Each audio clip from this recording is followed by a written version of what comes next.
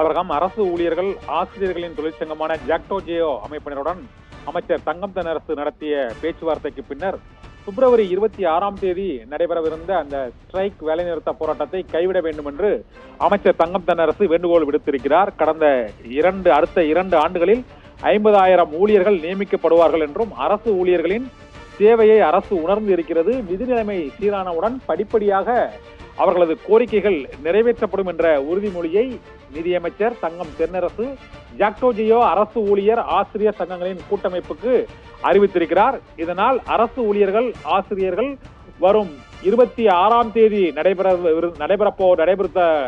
நடைபெற உள்ளதாக அறிவித்திருந்த அந்த வேலை நிறுத்த போராட்டத்தை வாபஸ் பெற வேண்டும் என்ற வேண்டுகோளை விடுத்திருக்கிறார். பழைய ஓய்வூதிய திட்டத்தை அமல்படுத்த வேண்டும், காலி பணியிடங்களை நிரப்ப வேண்டும், அரசு ஊழியர்களுக்கான அகவிலைப்படியை உயர்த்த வேண்டும் என்பது உள்ளிட்ட பல்வேறு கோரிக்கைகளை வலியுறுத்தி அரசு ஊழியர்கள் வரும் 26ஆம் தேதி வேலை நிறுத்த போராட்டத்தில் ஈடுபட போவதாக அறிவித்திருந்தனர்.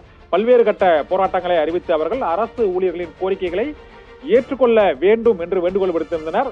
ஆசிரியர்கள் மற்றும் அரசு ஊழியர்களின் கோரிக்கைகள் தொடர்பாக தமிழக அரசு கவனத்தில் கொண்டுள்ளது என்றும் அரசின் நலத்திட்டங்களை மக்களிடம் கொண்டு சேர்ப்பதில் அரசு ஊழியர்கள் ஆசிரியர்களின் முக்கியத்துவத்தை அரசு உணர்ந்தே இருக்கிறது என்றும் நிதி நிலைமை சீரானவுடன் அவர்களது கோரிக்கை ஏற்கப்படும் என்பதால் ஜாக்டோ ஜியோ அரசு ஊழியர்கள் ஆசிரியர் கூட்டமைப்பு அறிவித்துள்ள வேலைநிறுத்த போராட்டத்தை உடனடியாக கைவிட வேண்டும் என்ற வேண்டுகோளை தமிழக அரசின் நிதியமைச்சர் தங்கம் தென்னரசு வேண்டுகோளாக விடுத்திருக்கிறார். ஆபிரகாம்.